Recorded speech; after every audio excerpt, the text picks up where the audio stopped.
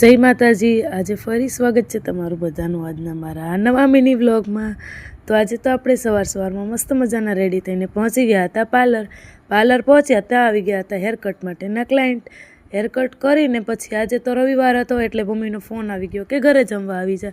ઘરે આવી ત્યાં તો મારી નાની બેન બનાવી રહ્યા હતી આલુ પરોઠા। જમી લીધું અને પછી કરી લીધો તો થોડો આરામ કરીને પછી પાછા અમે બે બહેનો નીકળી ગયા હતા બહાર।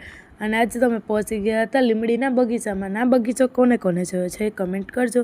અને પછી ત્યાંથી પાછા આવી ગયા હતા પાર્લર। તો પાછા આવી ગયા હતા એક બીજા હેરકટ માટેના ક્લાયન્ટ અને પછી એમનું પણ આપણે મસ્ત મજાનું હેરકટ કરી નાખ્યું હતું। એ તમને કેવું લાગે છે એ તમે મને કમેન્ટમાં કહેજો।